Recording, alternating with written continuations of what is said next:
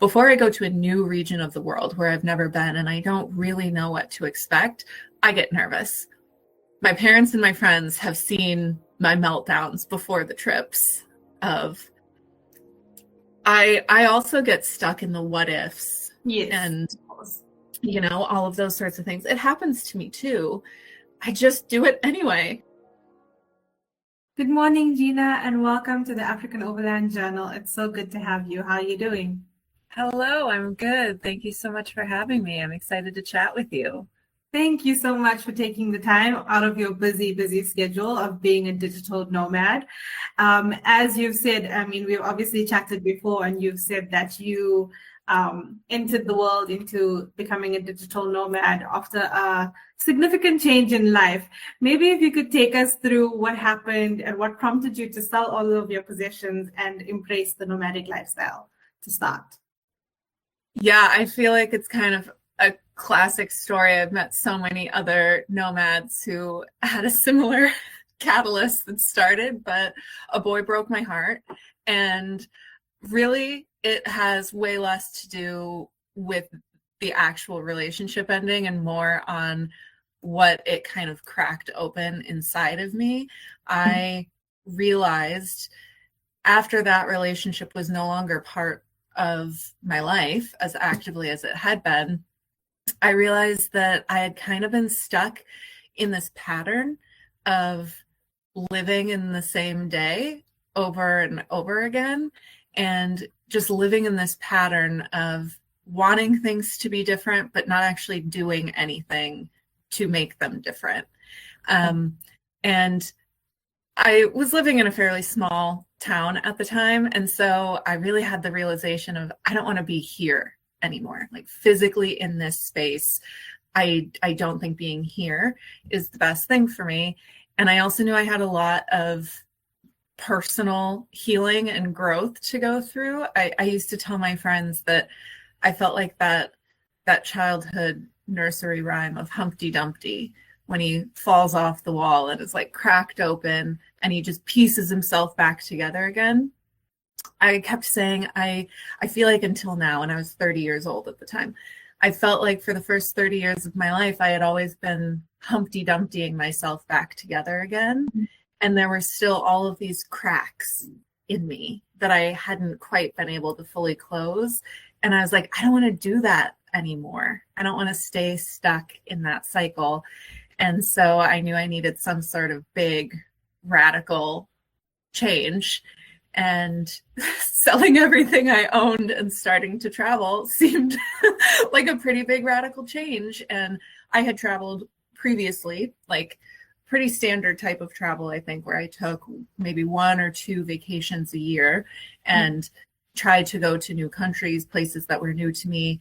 So I already knew that travel was a thing that helped me to kind of spark a flame again in my life. It was a way that I had used to reset myself previously. And so I thought, let's full send it and piece myself back together again.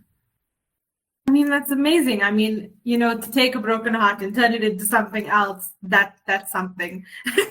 And most of us girls will probably just go and cut our hair off. That's the usual thing that we do when there's a major event. Yeah. But taking that actual time to, I'm not going to Humpty Dumpty myself anymore. I'm going to invest in myself. And the best way to invest in myself is through experiences.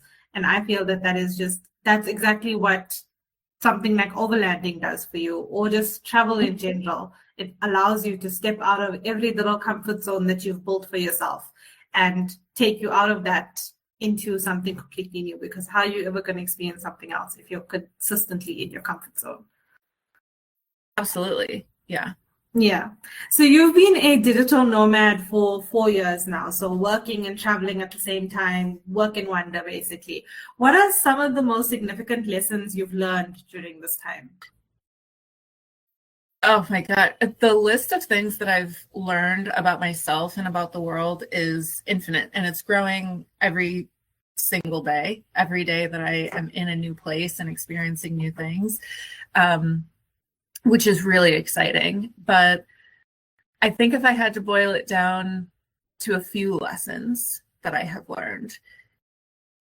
People are mostly good.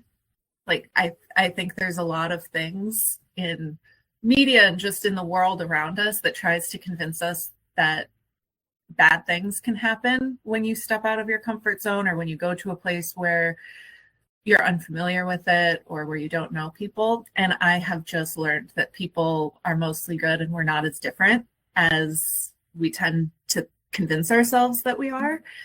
So that's been a really great lesson to be reinforced to me. Something personally for myself is that I don't have to do it all at once. I am very much a person who, like, I consider myself a bucket list traveler. I have a list of the things that I want to do.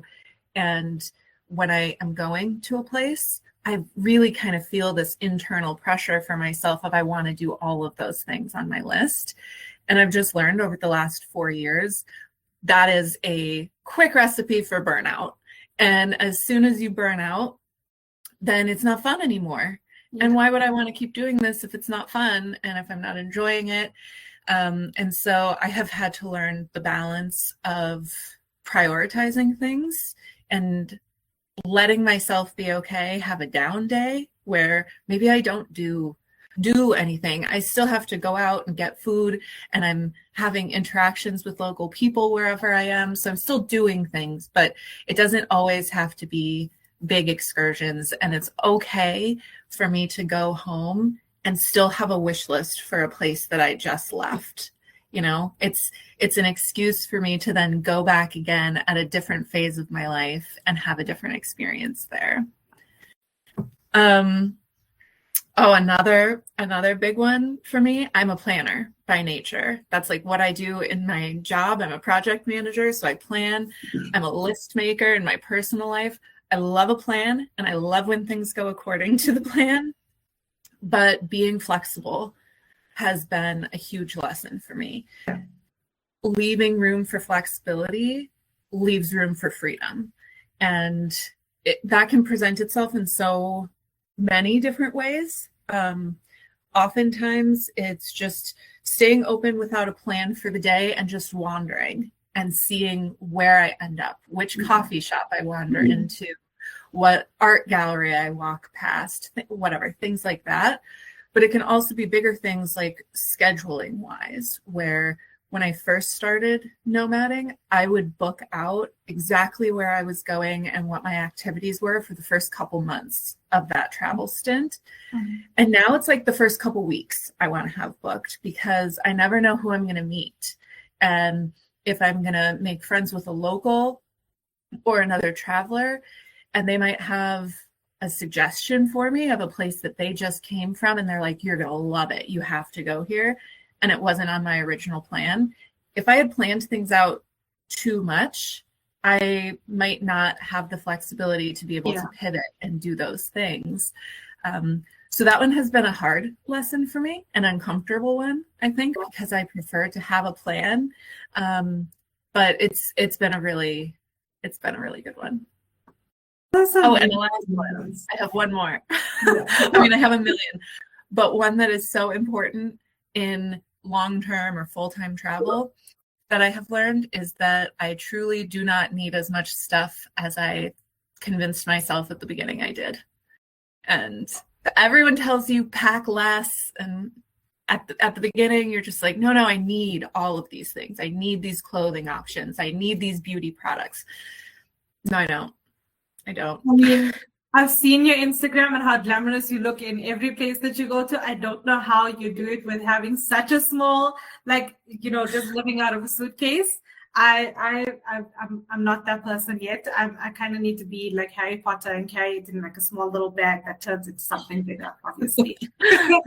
But we're all not magicians, unfortunately. But obviously you've made this, this life change. You said that you've got things still at in your parents' basement, but practically you live out of a suitcase. And if I'm not mistaken, what prompted a part of the change that you've made coming into this digital nomad life, what happened, started during COVID, if I'm not mistaken. Again, where all good stories have started recently. So can you tell me about you obviously work as a product manager for a software company, and how did you successfully transition your everyday corporate job into a remote first job? And do you have any tips for people who are looking to do the same thing even? Yeah, so I actually, when I first started nomading, I was in a different role at the same company. We are, and I was based solely in the US, working directly with clients in the US, but we were already work from home pre-COVID. So I would travel domestically in the States to meet and train clients, usually 1 week a month, I would say, for a couple of years leading up to COVID. And then in March of 2020, everything halted for us like it did everyone else. And then I was just exclusively working online from my apartment in California. And it really wasn't a huge adjustment for my company, which is a luxury. We already had kind of this very flexible remote work from home setup. And so it really just kind of reinforced our company's belief in like individual work and that people can manage their schedules and we can do things online. And then the whole end of that relationship happened, and it just kind of seemed like the pieces had fallen in place for me, where I was just like, I don't want to be here in this physical space anymore. I need a break from it. And it felt crazy. It was crazy that I was thinking about traveling the world during a global pandemic, but Yeah. it wasn't like an overnight. It was an overnight decision that I wanted to do it, but it wasn't an overnight thing to execute doing it. It took me about 6 months to plan the whole thing. And so by the time I actually started to do it, we weren't in the height of COVID lockdowns or anything like that anymore. But so really I had made the decision, this is something that is important to me that I have to do for myself. And I had an honest conversation about that with my manager, who I was very close with. And I was terrified to quit my job because I had had a job since I was 13 when I got a work permit. I had never not worked. Yeah. And so that was really scary to me. And I was expressing that to her, like, I don't want to quit because that terrifies me, but I have to do this. And she was just great and believed in me and said, well, we already have this structure that's very loose and flexible. And so let's figure it out. And then we spent a lot of time talking about what are all of the things that the company would question or challenge. And then I worked backwards from all of the things that I thought they might ask me or have issues with about living this way. And then I made a proposal based on that, addressing all of the potential concerns that they might have. And we pitched it first to our HR rep, and then the HR rep brought in all of the other teams that we knew we needed to engage with, whether it be like tax specialists, immigration specialists for our company to talk through those sorts of things, or also just something really basic like our IT department to make sure that my laptop would work from other countries, that there wasn't some sort of like technical block on different IP address, things like that. And so it took time, it took planning, and it took a lot of coordination with different teams. And I also, part of my proposal, I had to think about what I pitched to them. I knew that I probably shouldn't ask for like going from 0 to 100. And I intentionally did not say, I'm going to travel through Southeastern Africa first, because I knew that sounded like it would be more of a shock to them. Yeah. So I actually pitched Latin America for 6 months is what my original proposal was. And part of the reason for that is because the Latin American time zones, for the most part, line up with the time zones in the United States. So I was trying to say, like, it's not going to be a huge adjustment for me with my daily structure. And so therefore there will be no impact to the way that I interact with my colleagues or with my clients. I'll still have like a 9 to 5 type schedule. So I had to pitch it in a smart way. And then you asked what advice I would give. I mean, there's a million points of advice depending on what someone's job is and what the ask is for them. But really, when I'm coaching people through that, I usually just say, make sure that you're really good at what you do and that you provide a lot of value, and be someone that they want to keep and that they want to keep happy. And you can pitch whatever you think would be manageable to that organization, that team, whoever you're pitching it to. You, like I said, you don't have to go from 0 to 100 the way I did, where I sold everything and I decided to do it full time. You could pitch something that might feel a little bit more palatable to them. Of maybe you ask for 1 week every quarter where you can work from somewhere that isn't your like base location. Maybe it's still domestically. Maybe you say, I want to go visit a friend or a family member that lives in another state and be able to work there. Or maybe you do choose another country and pitch it as like a workation. That's a term I see all the time. Yeah. So you could start with something like that. It doesn't necessarily have to be going all in right at the beginning, because then you can prove to yourself that it's something that you actually want to do and that works for you. And you can prove to them that it's something that works for you and will work for them. So basically, just take smaller steps to get to, don't try and take the whole chunk of it, and just, obviously work on your proposal in a way that benefits you and the company.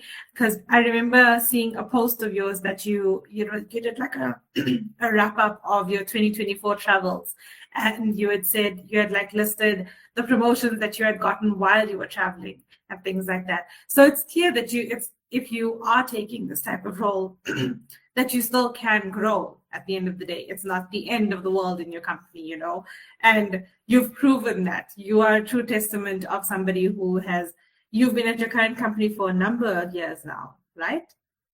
Like technically 12 years. It's a couple different companies, but we were one company and then broke into two. And I've held, I think, like 15 different roles over that amount of time. I haven't held one specific role for usually more than 18 months. But yeah, it's been a long time. It's also, it's a big contrast to what the general rule of thumb is if you want to stay in corporate. I mean, people are like, oh, you need to move every 2 years into a different company to stay ahead. And you've obviously shown that you can do it within the same place that you feel comfortable in. As much as you're pushing your comfort zones, in travel, you're still staying a little bit comfortable in work, which I guess it comes back to your control nature, where you can still control something. Yeah, I definitely think that is kind of the general rule of thumb. Typically, they say if you want to like accelerate your salary growth, your earning potential, it helps to job jump. And I don't think that's untrue. I think there's just so many other factors that can contribute to your growth and your upward trajectory and your overall contentment with life. Like making more money might be the thing that satisfies some people, but there might be other factors, like people who have kids or families that they want to be able to spend more time with. Making more money might not be the sole thing that makes them feel like they have upward movement in their career. Sometimes it's having more flexibility of where they can work multiple days a week from home, or just having more control over their own schedule. There's so many other factors other than just like your actual earned income that, and I think that was a mindset shift that I had to go through in my 20s when I got in at the very entry level position with this company. I was hungry for a bigger title, a bigger salary. I wanted that growth. I wanted more responsibility, and I wanted all of those things. And then I started living this way. And I'm like, oh, I can grow. I can still be like a trusted voice and within my company, and I can have a good reputation, and people come to me for advice and feedback and decision making. And I can also not really want to keep moving up. And that was an interesting thing for me to process, because it was so different than what I had always thought success in the workplace looked like. And I think it's also a good testament to actual what people base success on in general. I mean, if you've got the biggest title at work, you've got the best car, you've got the best house, etc. These are all very materialistic things. Whereas now you are collecting a bunch of memories and a bunch of experiences that make you richer in a different type of way. There's a quote that says that travel makes you richer.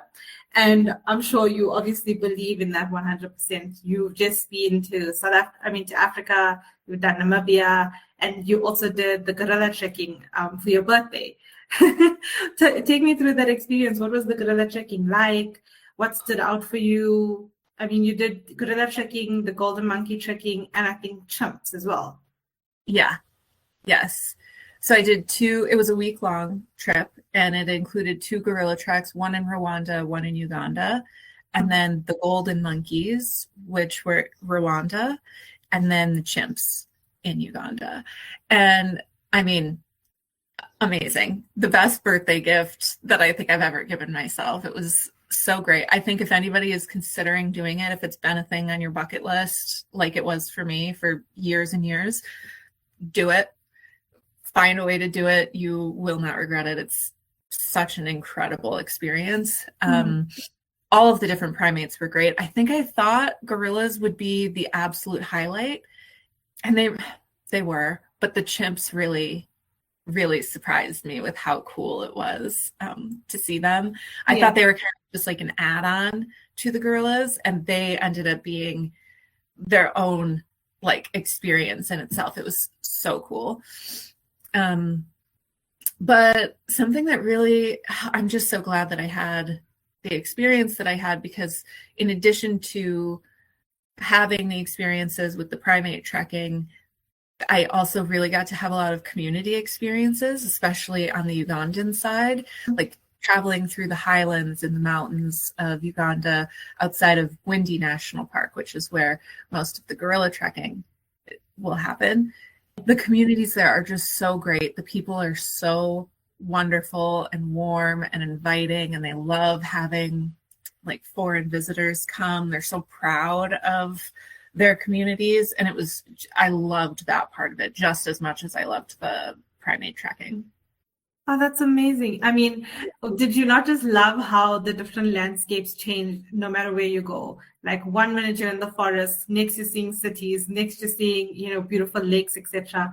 It's just the diversity in what you get to see it's amazing.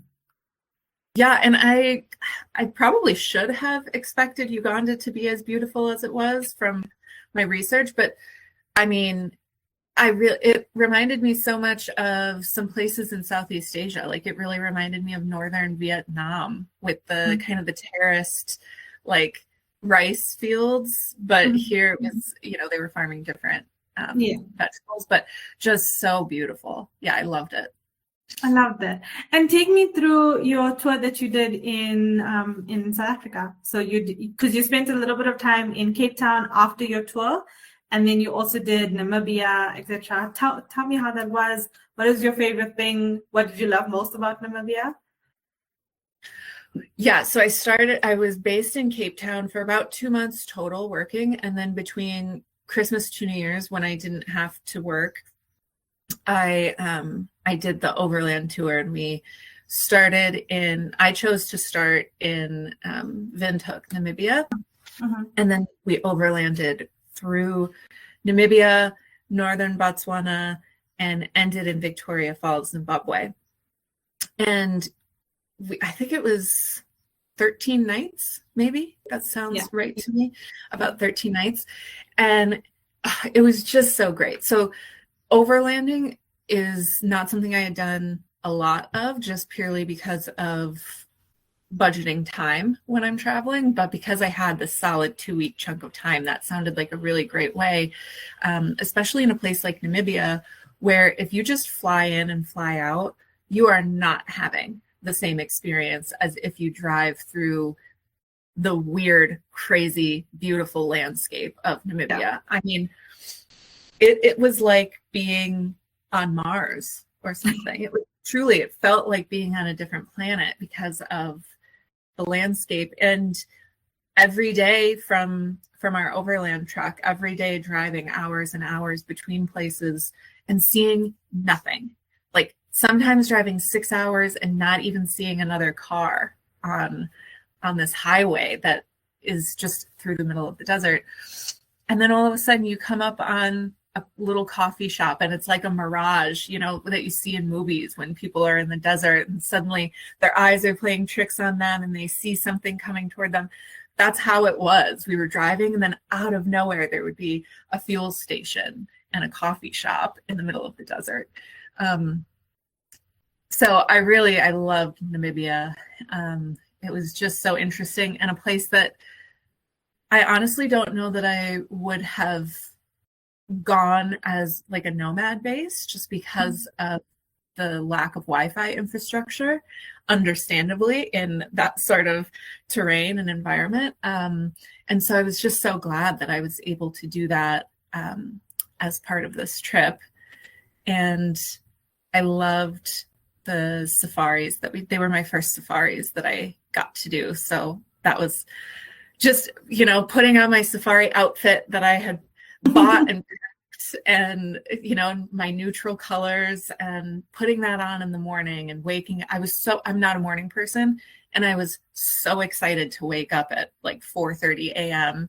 every day that we did a game drive because it was just thrilling to go sit in that truck and drive around and look to see, like wait to turn a corner and then there's just like 5 giraffe there right next to us. It was just the most magical thing. I'm sure. I mean, everybody thinks that, you know, if you do like an overland tour, it's a holiday, it's like a vacation. It really isn't though, because I mean, you have some really early mornings, you've got some long days on the truck. You're probably going to need a vacation afterwards at the end of the day. But like you're saying, is that it creates this sort of like excitement in you. We recently had one of our support team go on a tour as well, and she's just come back, and before her tour she was like, Mishka, I don't know if I'm ready, I don't know if I'm gonna like it, I'm worried about the bugs, I'm worried about the toilet situation. You know, there's lots of things that go on in your mind before you actually go on tour because it's your first time. And she's now come back and I was like, so how was your tour? And she's like, it's amazing, I want to go back to the bush. And she's somebody who doesn't really like the bush. So it really does change you. It changes your whole perspective of what you actually like. Like you think that you would like probably, you know, a cute little Airbnb, overlooks like a nice little mountain or lake, but maybe actually what you want is the bush. You never really know up until you get the actual chance to come to Africa and experience a bunch of different things, which is nice. The landscapes are so different. Everything is so vast. Every day, I'm sure you can agree with me on this, is that every day on safari is different at the end of the day. Yeah.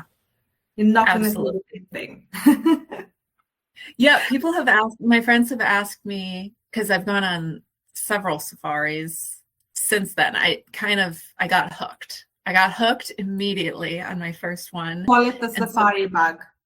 Yeah. And I kind of thought going into it, I'll do a couple of them. I want to try a couple different parks just to see how they differ. And then I'll feel good. And then I'll be done with it after I see the animals. I was so wrong because even when you see the same animal, like elephants, for example, the experience that you have with them is different every time because they are in a different mood. They're doing different activities. The engagement level that they feel with the humans is different.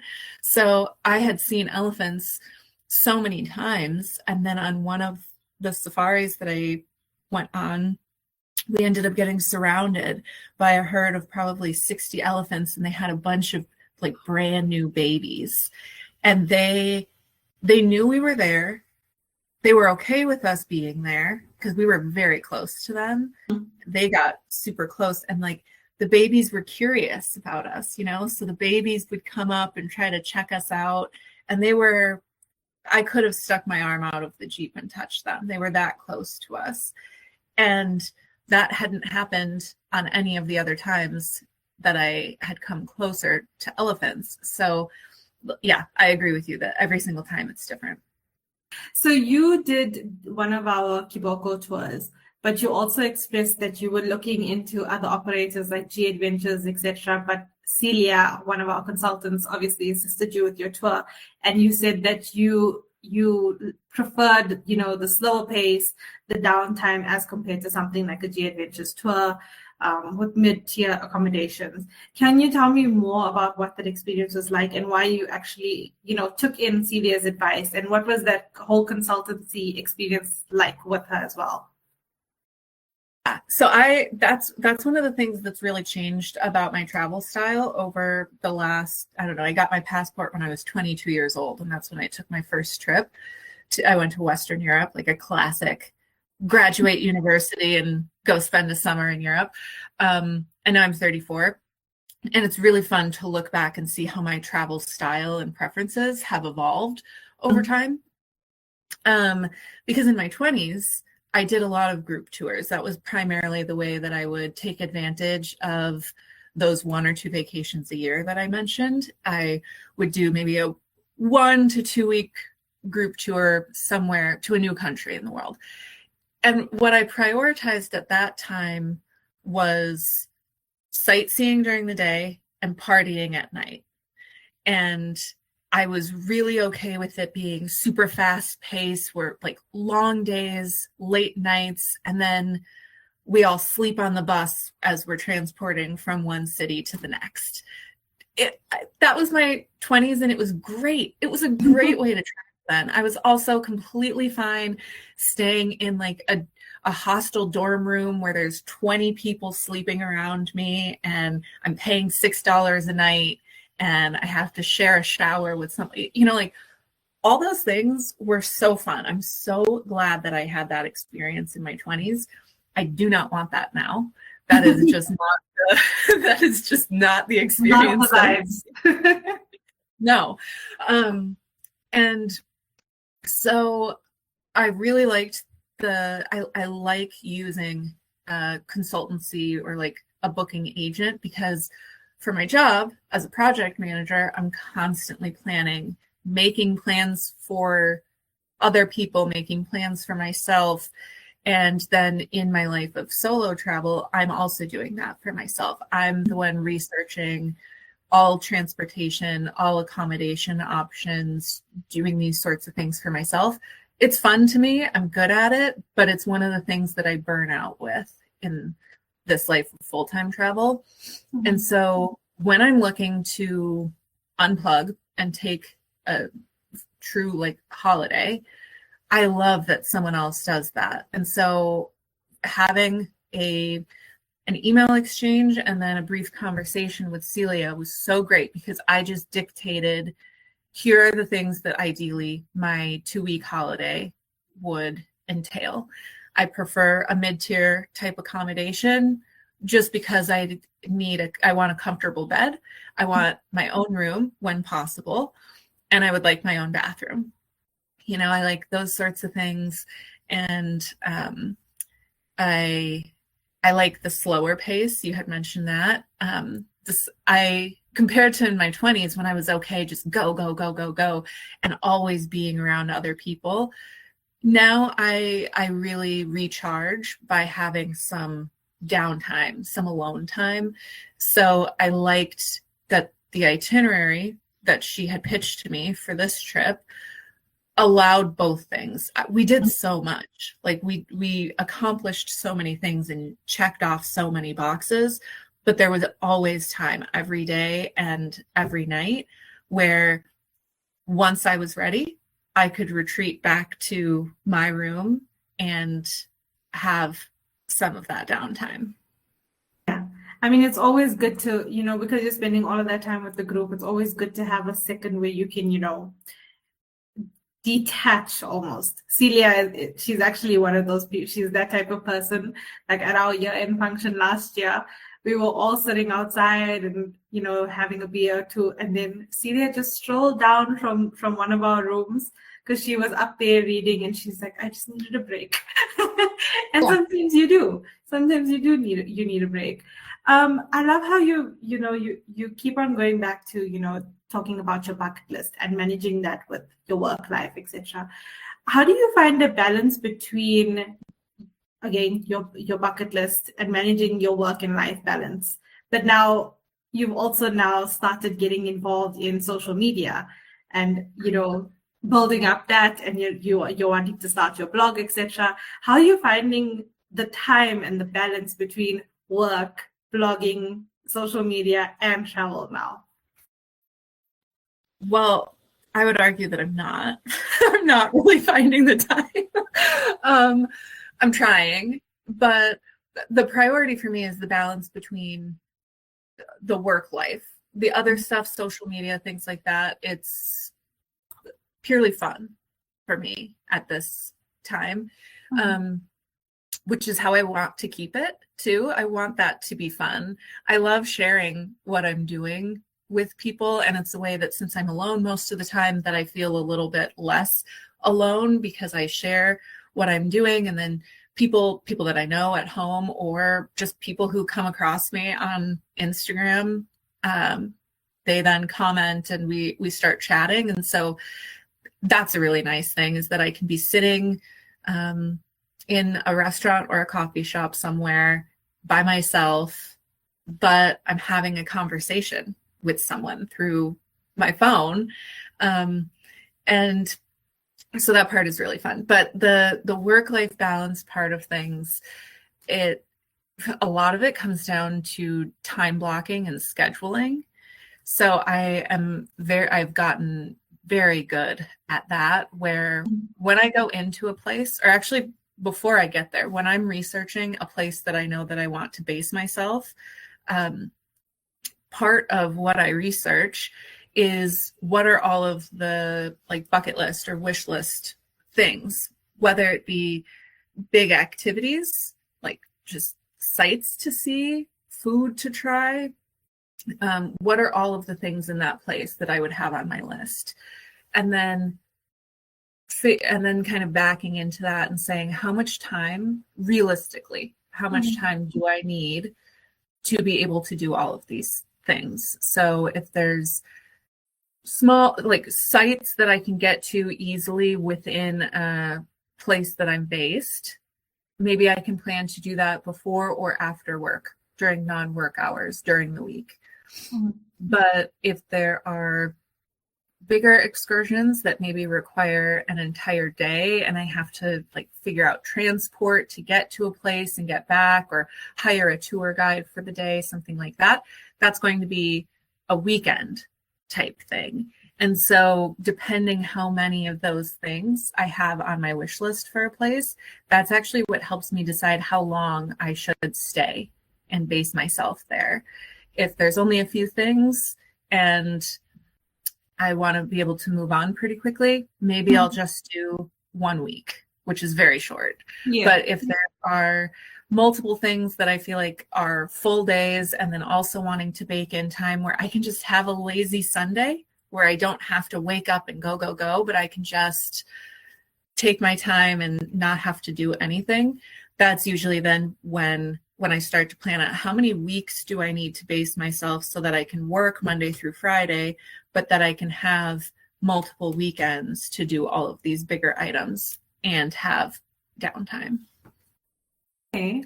I mean, that's some solid advice that you've given there. And if it helps you, it's definitely going to help somebody else. Thank you so much for sharing about that.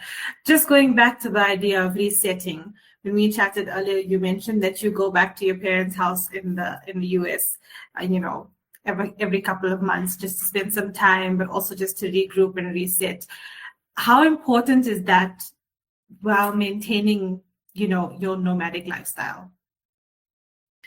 It's important to me that usually I spend a couple months a year back with my parents where they live in the States, which is my hometown where I grew up. And then also when I'm back, I split my time between seeing them and then going to California where I had been living before when I sold everything, and seeing my friends who are still living there. So to me, one of the biggest perks of living this way is the flexibility that it gives me.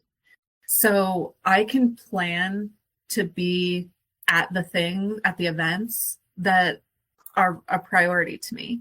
So for example, this last summer of 2024, my mom was having a hip replacement surgery, and my best friend from childhood was pregnant with her first baby.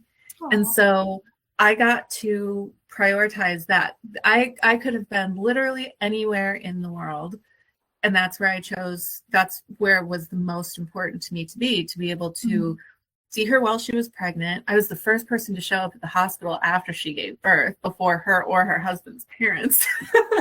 So that's how you bested really hard. And then got to be like at her house a few days a week for the month after the baby was born. And then at the same time, like I said, my mom had hip replacement surgery, so I was there during that. And then my other best friend from childhood, we go to a music festival together. This year is going to be like our 8th year in a row. And so I planned my whole year around that one weekend of being able to do that with her, because it's my favorite weekend of the year. Of all of the stuff that I do while traveling, that's my favorite thing. And so the fact that I have the flexibility where I can plan to be at the stuff that I really need to prioritize is just, it's so great and so important to me.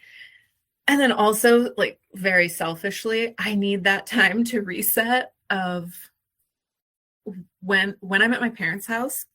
It's a small town in a small state. There's not a lot going on there, which is so nice after a stretch of constantly checking off things from my bucket list and every day trying to do new things and being in places where I don't know any of the restaurants. So I'm constantly looking things up to figure out where I'm going to eat or where I'm going to grocery shop, and all of the activities that I do. And a lot of times there's language barriers in those places, which is really fun to me. Like, that is not a downside or a con at all to me. It's super fun.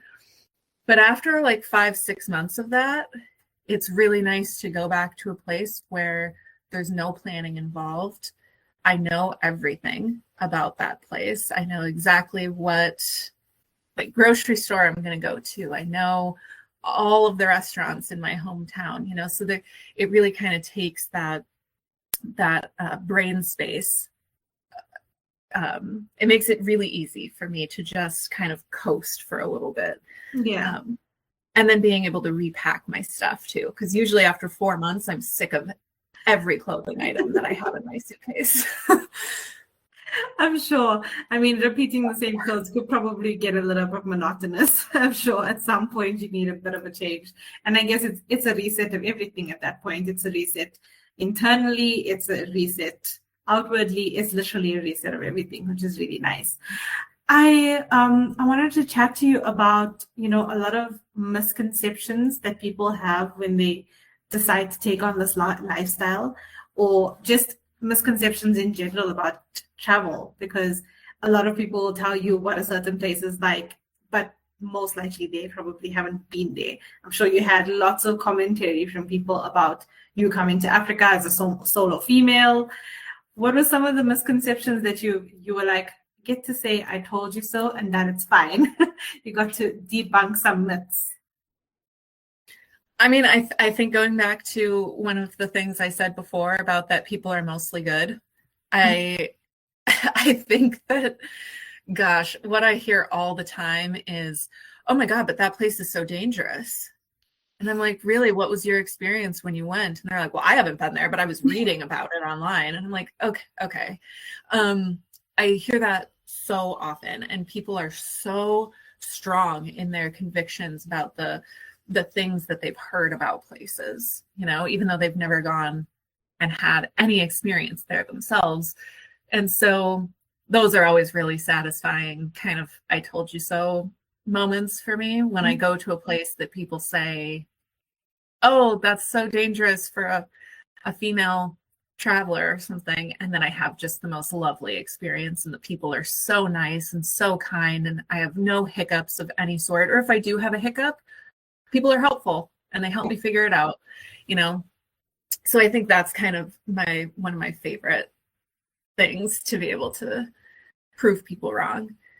I think another like misconception, or something that I think it's more of an excuse that people use to hold themselves back from doing it, is they think that this is just easy for me, that it's easier for me than it would be for them, or that I'm not scared of anything and they're scared, and that's like the excuse that they use.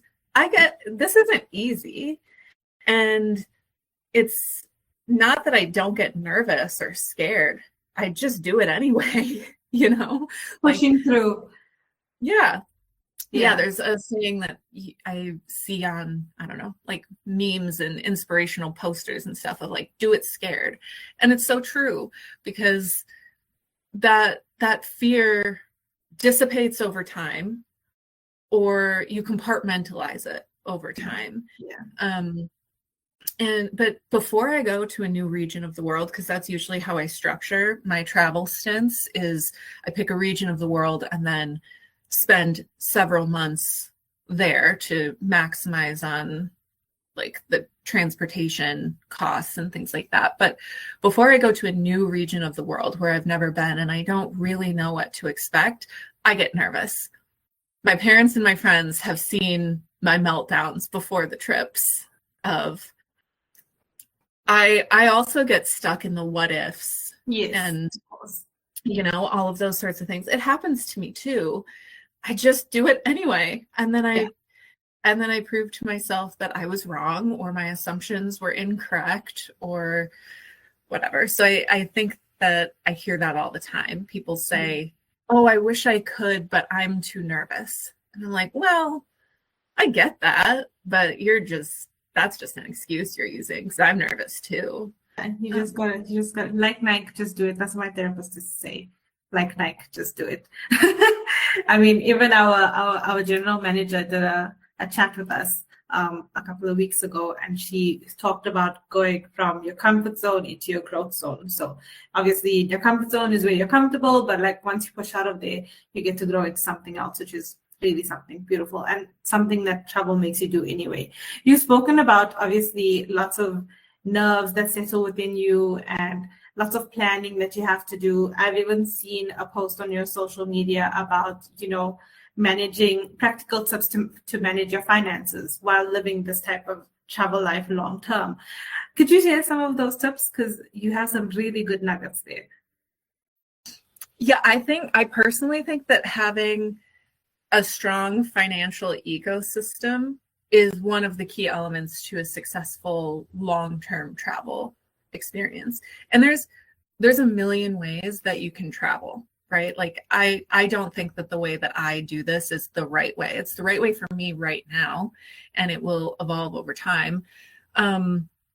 So there are some people who do long-term travel with a very finite amount of expenses, right? They save up for a year or two, and then they quit their job, and then they go and they're backpacking, and they know exactly how much money they have, and they have to budget that out.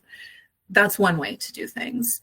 That's not the way that I'm doing it, because I have my job, so I have my income, and I don't want to overextend myself with all the big adventures and excursions, and I don't want to stay at places that are so nice and so expensive that I'm using all of the money that I'm making and I'm digging into my savings. Like that to me is worst case scenario. I want to be using this experience to build my savings while also being able to have all of these great experiences. And so having the right like financial ecosystem in place and having a good, like a healthy relationship with money and acknowledging what your personal relationship with money is so important, in my opinion. When I do coaching calls with people who are considering traveling more, maybe it's just taking more vacations because they haven't really traveled outside of their home country, or people who are considering long-term travel, finances is one of the things that I always want to talk about with them, because people have different relationships with money. That's just a fact. And I think where you go and how you structure your travel life is so important based on what your personal relationship with it is, because it's very different.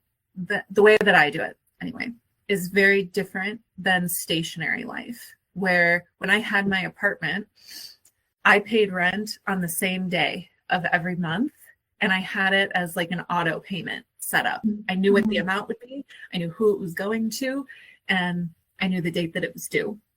Same with all of my other bills. In this lifestyle, it's not as consistent because I'm not always staying in one place from the 1st to the 30th of a month and then moving to the next. And with some places during high season, when I know that it's going to be busy, I sometimes have to plan and book things ahead of time. So there might be a month where I'm heavily pre-booking things. So my credit card bill is much higher that month, and I have to be prepared for that so that I can still pay it all off, so that I'm not going into debt to live this way. And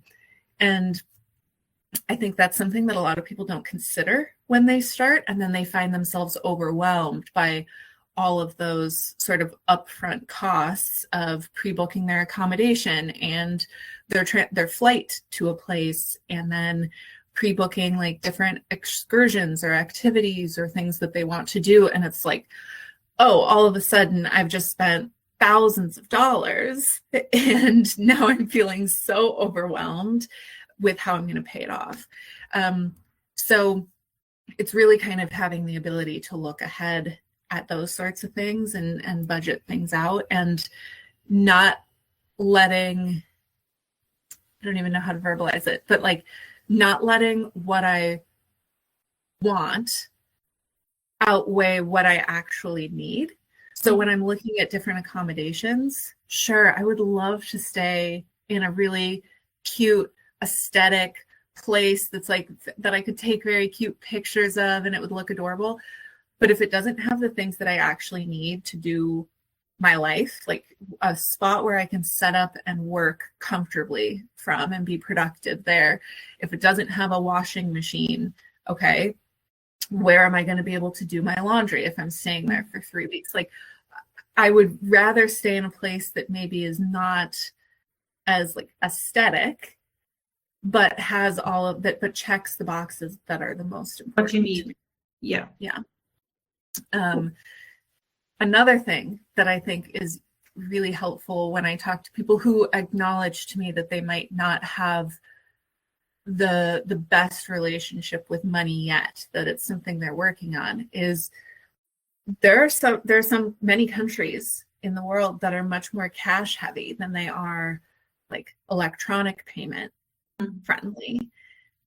Those are great places for people who are still trying to figure out how to budget, because when you can only pay for things with the physical cash that you have in your hand, that's a great way for you to keep track of how much you're spending. And if you're overspending on certain things, on transportation or meals or something like that, that is a great way to keep yourself on track. But then there's a handful of other financial accounts that you can have, like just like having the right ATM cards so that you're not charged insane ATM fees. Here in Istanbul, where I am right now, every time I take something out of the ATM, $10 is the charge. I have not found an ATM that charges less than $10 to take cash out. But because I have the right international ATM card, I get reimbursed all of those ATM fees at the end of every month. So I don't have to worry about that. Or making sure you have the right plan with your cell phone so that you're not paying I've met nomads who for 2 years are paying the daily rate of their home cell phone plan to have international cell coverage. That's usually a minimum of $10 a day for big US carriers. Mhm. And they're doing that instead of getting a local SIM card or an eSIM or something that would allow them to still be able to use their phone, but without paying those high rates. So I think a lot of that financial ecosystem is knowing what the options are so that you can make it work for you and what you can afford. You've given some really good sound advice, and I really hope that whoever is listening or whoever watches this back, gets inspired to live this sort of life, to step out of their comfort zone, travel the world and see what they want to see, tick off stuff from their bucket list, because we really don't want to be waiting till we're much older and start ticking it off. You really showed, as a young person, how good it is to take this experience and incorporate it into your daily life, because we are the type of people now, the youngsters, that need to work and travel at the same time, because we don't want to have to only wait till we're retired and use our retirement to do it. So, and the advice that you've given is, again, it's really sound, it's really good advice that somebody can use. It's very practical. And I think that that's also what your social media reflects. Your social media reflects very practical advice that somebody could use in their everyday life, whether you're trying to get into this type of lifestyle, whether you're just trying to learn how to actually budget for your travels, whether you're vacationing once a year, twice a year. You give really good advice. So everybody needs to go and follow Gina Goes Global on Instagram, blog to come soon. So just my last question of the day. You've traveled 54 out of 197 countries. I hope I've gotten that number right. But what is your most memorable experience thus far with your 34 years around the earth? And if you don't say Africa, I'm ending the webinar right now. As you can imagine, this is the hardest question that I ever get asked, because I love every place for what it is and for whatever experience it gives me. Yeah, it's really hard not to say the primates, because I'm fresh off of that only a couple weeks ago, and it was just so amazing. I'm still processing, like posting all my pictures and everything of it, so it's very fresh. But I'll throw a little bit of a curveball. I wouldn't say that it's my favorite story, but it's the most memorable for sure. Would be that I had emergency spinal surgery in Mexico City in 2021. When I don't think I told you that when we talked before. Yeah, I had a disc in my low back that just yeah, and I was like temporarily paralyzed from the waist down for about 6 days, and was alone in Mexico, and some just absolute angels of these, it was a local Mexican couple, helped me and got me to the right hospital emergency room, and everyone there was so wonderful, and like my experience was great from what I can remember. So yeah, like I said, it probably wasn't my favorite story. Wouldn't recommend it. Most memorable. But the most memorable, because it gave me so many other, like the thing that I've said multiple times now throughout this conversation of that people are mostly good. That was the thing. That was the experience where I started being like, wow, these people have no reason to help me, but no reason to go out of their way and be as kind and helpful as they are, other than that they're just being nice people. And I still am in touch with them. We text each other every year on the day that everything happened. And we wish each other well. And it's just so sweet. So I think that's definitely one of my most memorable things, because that's one of those what ifs that everyone says to me, like when they're nervous about traveling or long-term travel. They're like, well, what if something bad happens? You'll figure it out. Like, what if something bad happens to you when you're at home? It happens all the time anyway. Yeah. And to me, that was the biggest what if ever coming true. And here I am now, like 3 years after that big incident, and it didn't stop me. And if anything, it motivated me to keep going. That's amazing. Well, thank you so much for sharing your stories, for inspiring other people, and I wish you all the best in your future endeavors. I hope to welcome you back to Africa one day. I'm sure you will be back. Sure, you still got lots to see. I think you still want to do East Africa, if I'm not mistaken. I want to do everywhere. I have a lot of African countries left, but I'm excited to go back. Well, we'll definitely see you again. If you're ever in Johannesburg, hit me up and we will meet up for a coffee or a drink, either one. But again, thank you so much for your time. Everybody, please go ahead and follow Gina on Instagram, and the recording will be uploaded in a couple of hours. Thank you, everyone. Bye. Thank you so much. Bye.